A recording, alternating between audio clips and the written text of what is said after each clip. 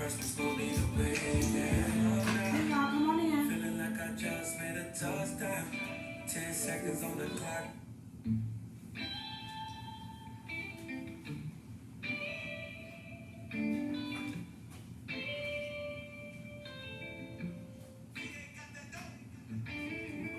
The universe was for me to win. I'm happier than I've ever been, yeah. Feeling this should be a sin, yeah. The universe was for me to win, yeah. The universe just gave me a leg. Sit down and angel, so fine and so big, yeah. Feeling this should be a sin, yeah. The universe was for me to win, yeah. Angel, I woke up smiling this morning, feeling so grateful. I'm dripping in 40 pointers, mama, I made it. I had a dream about this feeling and I claimed it. Yeah, I embraced it. Hey y'all, come on in. And I probably don't deserve all this, and I know that. Yeah, I know that I'm a mess, but you see more. Say hi, hey. Say hi so I can know my comments is working so I can see what y'all asking. Hey y'all. Come on in. We'll get started in a minute, y'all. The universe was for me to win. I'm happier than I've ever been, yeah. Feeling this should be a sin, yeah. The universe was for me to win, yeah. Hey Kiara. The universe just gave me a leg. Sit down and angel, so fun and so big, yeah. Feeling this should be a sin, yeah. Hey y'all, come on in. We're gonna get started here in a minute. I hope y'all got y'all drinks ready, your questions ready. I got some questions from earlier this week I'm gonna answer for y'all, but feel free to ask me any questions that you may have. Thanks, Pat. I appreciate it. I was excited too, Pat. You know I was excited. That's why I got my bubbly today. I am celebrating. We are celebrating. I hope y'all got y'all cocktails, your wine, your bubbly, watching with me. We're going to celebrate while we talk real estate. But thanks, Pat. I appreciate it. Hey, Mika, Jamie. Hey, Walt.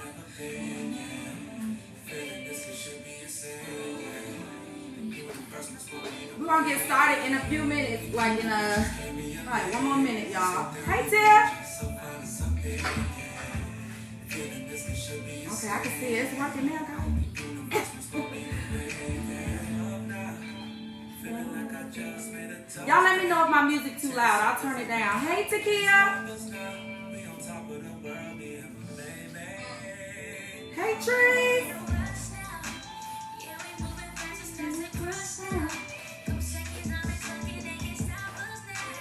We want to talk some real estate. So if y'all got questions, go ahead and feel free to put them in the chat. Thank you, Tim.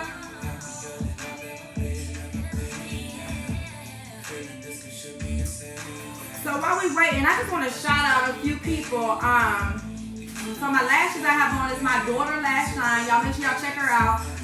Royal Beauty Company on Instagram. Royal Lux Beauty Company on Instagram. Check out her. She does lash extensions and she has her own lash line as well as lip gloss, body butters, body oils. Just a beauty line, y'all. Check her out. Also my t-shirt is by Turntable Bully Fitness wear. I love his t-shirts. They are comfortable, you know, and they have some really catchy phrases, so I love them. Everybody talking about Oh, and also I got Royal Lux Beauty lip gloss on as well. I don't wear nobody products but my daughters, y'all. So anytime you see me with lashes, lip gloss, it's my daughters. Thanks, Takia. You already know this is me, right? I had to get it. So, Turntable Bully Fitness, y'all, with this t-shirt. I love it. It just fits me so perfectly. But we're gonna get started, y'all. Like I said, I hope y'all got your cocktails. We are celebrating today. So we making the top 15 top realtors in Charlotte on social media. So y'all make sure y'all have y'all cocktails and toast with me. Okay?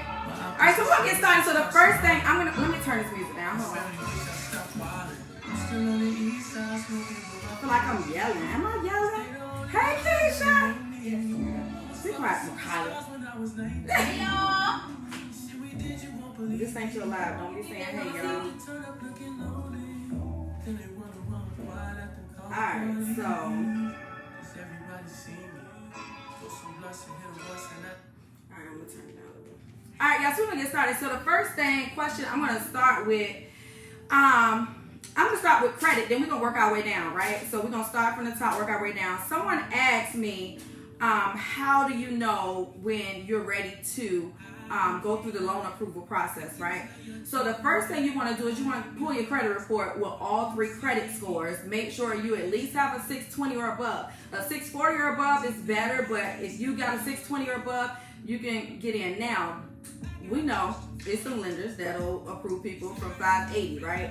But just remember, if you get approved below a 620, there's a chance you're going to have a high down payment, okay? So if you want a low down payment, be able to use down payment assistance options, you want to make sure you're at 620 or above, okay? So that's the first thing. The second thing is you want to make sure you have 2 years of consistent income. 2 years of consistent income. You don't have to be at the same job, but you want to be in the same field. So, and make sure you're having consistent income. Now, if you change jobs, you just want to make sure your income is increasing and not decreasing. Or, if you got a good reason, we know we're in a pandemic, so if you get furloughed or laid off and you got to go look for other employment, some lenders are, considering that as well. So don't feel like, you are out of the question because of that. The third thing would be savings.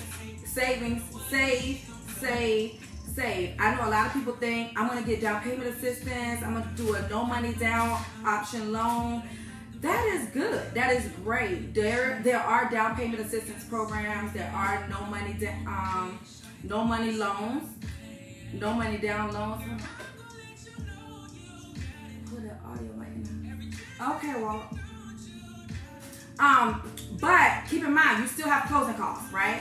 So you still have closing costs associated with buying a home or purchasing a home.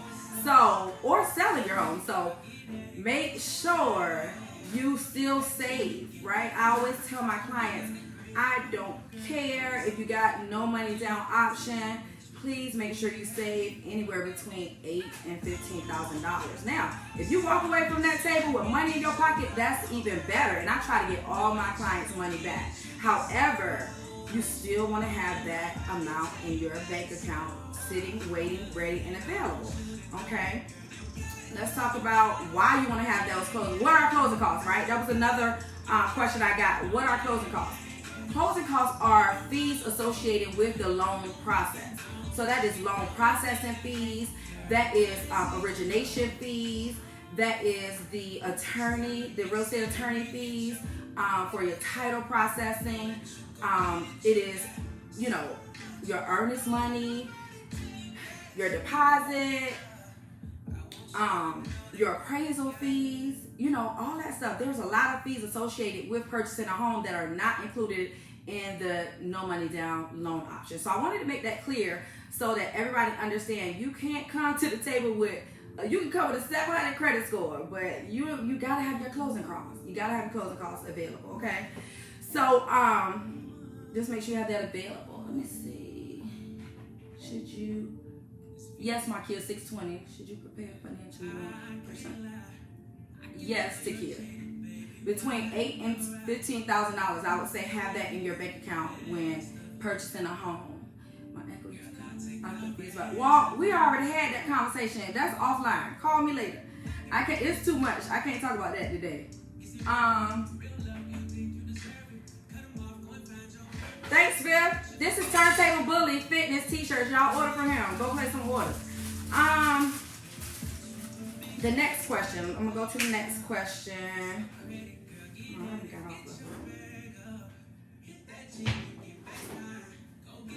All right. So the next question was, where do I start to permanently repair my credit or even repay old debts to boost my score? Now, when it comes to credit repair, you want to take a look at your credit, right? You want to know what's on there. You want to pay down the low balances, pay them off if you can, if it's collections, right? try to settle. Call those companies, see if you can settle. Actually, see if you can do a pay to delete. There's a pay to delete letter that you can send to your creditors to see if they will delete it completely off, collections completely off your account if you pay it. Some creditors right now are negotiating with that. So I would say try that first. If not, try a settlement. But whatever it is, if it's a low or small collection, guys, or something that is that you know, like medical bills or something you know that's going to be verified. Some companies are on their stuff to where it's hard to get them removed. So just try different options to repair your credit. There are credit repair companies. I dibble and dabble a little bit in credit repair. I ain't gonna say I like to do it because I love real estate more, but I'll help. I'll help as much as I can. So inbox me your separate situation questions, and I'll let you know if I'm able to help. Depends on my schedule because I got a lot going on. What else? The next thing, debt to income ratio. Someone had a question about debt to income ratio. Your debt to income ratio should be anywhere between 40 and 43%, right? Below that amount, right? So it's 43% is at the top. I always tell my clients, try to be below 40%. That gives you a little bit of wiggle room, which is debt to income ratio. But if you're below 40%, you're good to go. Now, what's included in your debt to income ratio? It is anything, keep in mind, anything that reports to your credit bureau. Okay, now it's not the balance, the amount owed, or it's not the amount of credit that you have with that company. It's how much your payment is. So say you got a card, financed your car, and your car is $25,000. They're not gonna say $25,000 was your debt to income ratio. No, they're gonna count your actual payment. So if your payment is $250, that is what goes into your debt to income ratio, how much you pay every month. So most credit card payments, $25, $30. That is what they count, the $25, $30. Not that you got a $5,000 credit limit. Okay, so keep that in mind. Now, as far as income, what's included is your gross monthly income. So that is before taxes, guys. Not after taxes. It's how much you make before taxes. So they're going to count how much you make before taxes versus how much your debt payments are a month. And that will determine your debt income ratio. So if you want to calculate it yourself, you just multiply your gross monthly income by 40%, and that's going to give you how much you cannot be over in paying monthly bills. Okay? Don't include no utilities, don't include, your rent, don't include your grocery bill. No, just the stuff that reports to your credit.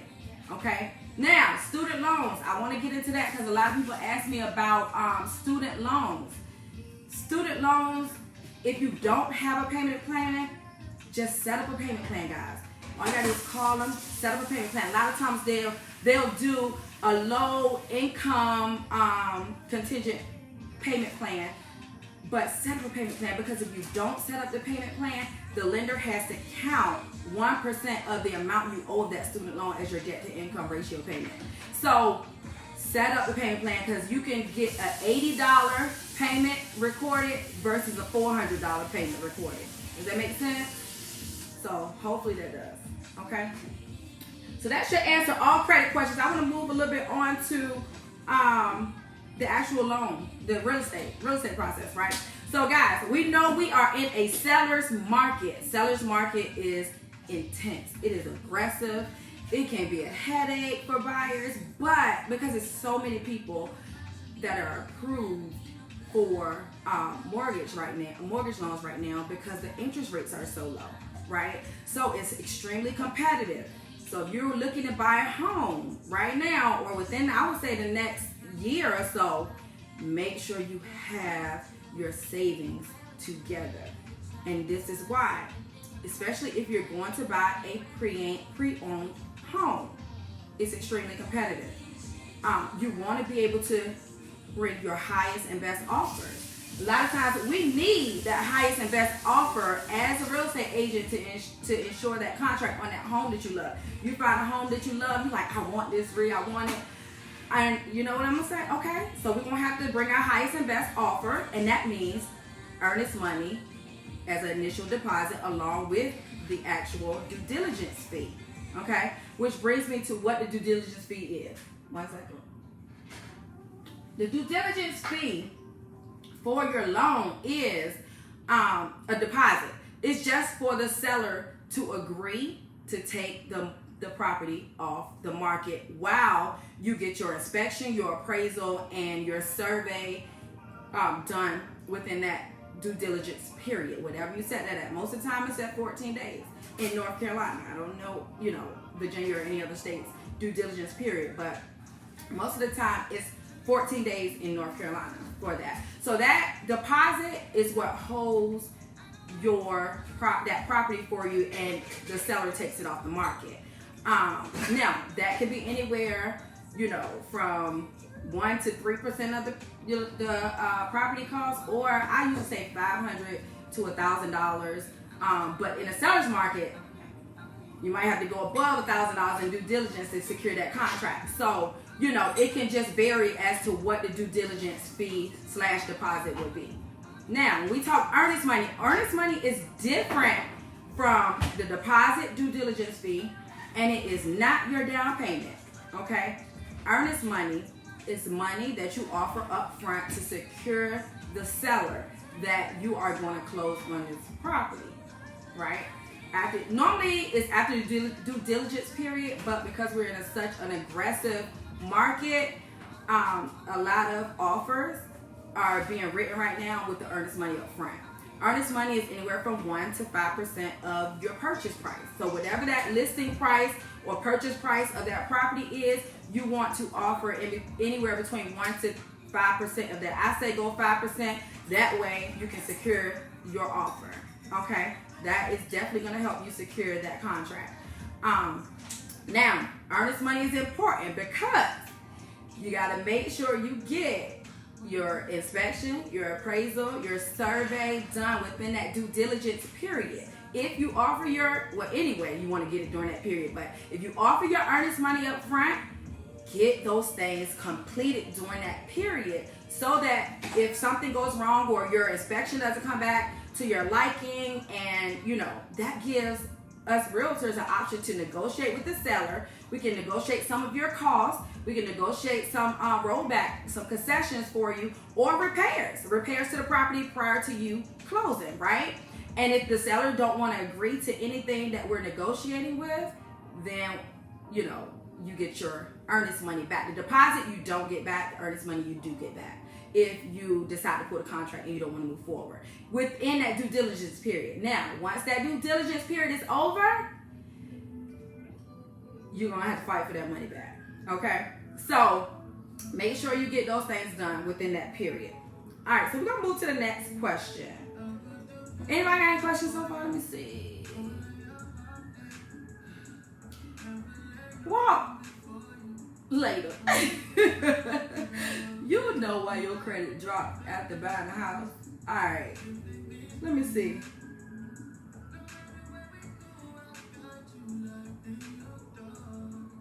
Okay, somebody asked me what's the difference in the mortgage broker or mortgage lending or mortgage lender, loan officer versus actual credit unions or banks.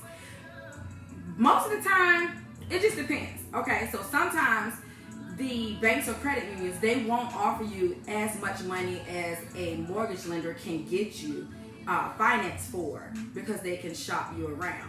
Okay, a mortgage broker, can shop you around. Now, if you go with a specific or preferred lender, your realtor normally should have preferred lenders that they work with their clients. I know I do. I have a few myself. But most lenders have preferred lenders that can, pretty much get you a good price range based on what you're looking for. Okay, so work with your realtor, your real estate broker, to see if they have any preferred mortgage lenders. Credit unions, banks, they are good. However, if you can get the mortgage lender or the mortgage broker to get the financing through them, you might get a higher amount. But if you walk into the bank trying to get a mortgage loan, a lot of times, I know in my experience with my clients, those amounts are not as high as they like them to be, and they end up having to go to the mortgage broker anyway because they need more money to get the house that they want. Well, Angie, depends. If you're selling your house, of course you want to use a seller agent, and if you're buying a house, it's a buyer agent. However, Angie, most realtors are buyer agents and seller agents. Now, it might be different in Florida, I'm not sure, but I know here in North Carolina, we do it all. So, I'll sell a house, I'll list a house, I'll take you to buy a house, we going shopping, whatever your real estate needs are, I can help you take care of those. What else we got? Somebody asked me, what's the PMI? PMI is primary mortgage insurance versus 20% down. So if you get a conventional loan, we know that you have to put 20% down of your loan approval amount, okay? Now, the PMI is what some lenders offer. Say you don't have the 20% to put down on your home. The PMI is what's offered to help with that cost. However, it is rolled into your loan. So you're paying that back. And the thing is if you choose to sell your home before that 20% is paid off or that PMI is paid off, you just have to pay it. Some lenders, now you want to ask, because some lenders don't allow early payoff. So you want to check into that too if you have that early payoff option or, you know, all that good stuff. So a PMI is just a primary mortgage insurance that helps it. Most lenders offer it if you don't have the full 20% to put down on your home. What else? Okay, so someone asked, what's the difference between, oops, can y'all see me still? I hope so. What's the difference between new construction homes and pre-built homes? New construction homes, you get to design yourself. You get to pick out the features and incentives that you want yourself. A lot of new construction builders offer incentives if you go with their lender. Like they'll offer upgrades in the kitchen, maybe offer appliances, maybe they'll offer the laminate flooring. You know, sometimes they'll offer some kind of bonus for you to use their lender or incentive. But don't go, guys, do not go new construction home shopping without a realtor. And I say this because you want to make sure you are getting the most incentives available for you. And most realtors know what to ask, what to look for, what to ensure that you're getting the best deal possible when purchasing a new construction home. And then, you know, when you talk about the appraisal and inspections and all that kind of stuff, pre-built homes a lot of times come back with something that might need to be fixed or repaired, or something that you might need to look into before closing. So it's just a more tedious process. And then new construction homes, of course, they take longer to build. So it just depends on your preference and what your time frame is as to when you're trying to get a new home. All right, so let's see, what else we got? Let's see. I think I got all the questions that I was asked. Oh no, paying your mortgage bi-weekly versus monthly. Okay, so normally your mortgage payments are monthly, but if you want to pay your mortgage payments bi-weekly, it helps. It helps with your interest. So it just helps pay your house down. If Ronte up here, say you're up here, but Ronte, I want to kind of understand. Are you talking about making 2 full mortgage payments or splitting your mortgage payment in half and paying one on the first, one on the 15th? So if that's so, if you're paying double mortgage in a month, it just cuts back on the interest rate. I mean, on the interest, the amount of interest owed. It helps you pay your mortgage off faster. But if you're cutting it in half, it just, takes down some of the interest, but it won't be as effective if you make a double payment. I hope that makes sense. What else we got, y'all? That's all the questions that I got sent to me. Let me see if y'all got any questions up here. How you seeing questions on there? Y'all got questions? Ask me a question. What we got? I'm trying to make sure I got everything. Let me see.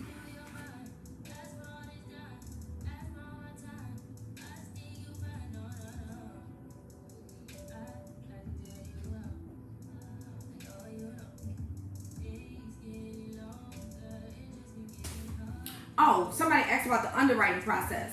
The underwriting process is just the process to where they verify all your documents, making sure that you completely qualify for the loan. This comes after once you've gone under contract, making sure your appraisal comes back right, and the home appraised for the value that is listed for, you know, and that's the process you got to go through before you're cleared to close.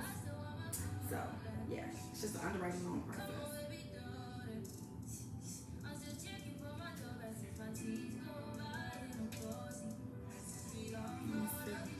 Y'all got any questions? No?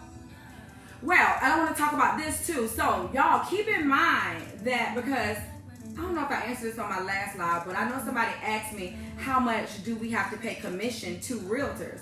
Keep in mind, if you're buying a home, you do not pay commission to realtors. That commission comes from the seller of that home that you're purchasing. So, you don't pay your realtor when buying a home. You pay your realtor. You pay the realtor if you're selling your home. You pay the commission for both realtors. The seller always pay both commissions on both sides. So buyers never pay commission. Keep that in mind. That's not including your closing costs or any of that. Okay. Also, someone asked, would I know their credit score? No. It is, you will have to get your credit scores, right? Get your credit pulled. All of your financial information, all of your credit info goes through the mortgage lender itself. Okay, so you don't worry about me knowing any of your financial information or any realtor knowing any of your financial information unless you tell me. Now, if you opt to tell me that information, then I would know it. But I won't have any way to check your credit, look into your credit, look into what's on there unless you send it to me or you give me that information, or any realtor. The only people that are associated with your mortgage, with your credit report, your how much you make, your finances, is that mortgage lender. So, you know, only thing we get is a pre-approval letter. Once they get you pre-approved for your loan, the only thing we know is how much you're pre-approved for, so that we can know where to look for in the remnants of shopping for you. Okay. So yeah, so that's about it, y'all. We about to hit 7:30. I don't want to keep y'all too long. Y'all got any questions? Go ahead and ask me now. I'll be happy to answer any more questions. But if you think of any questions throughout the week, just inbox me, send them to me. You can comment on this post, whatever, text me, and I'll be sure to answer your questions for you. If it's a private question, I'll answer in the inbox. If it's, not, then I'll go ahead and do it on a Talk to Me Tuesday next week. But I'll be back next week. Y'all make sure y'all follow my Instagram pages, Beloved Broker and Beloved Home Charlotte. And hit me up. I think I'm going to do Talk to Me Tuesday on Instagram one week. I don't know. We'll see. We'll see how that works. But y'all stay safe. I love y'all. And I can't wait to do this again next week. Come talk to me next Tuesday. Bye. Get over here.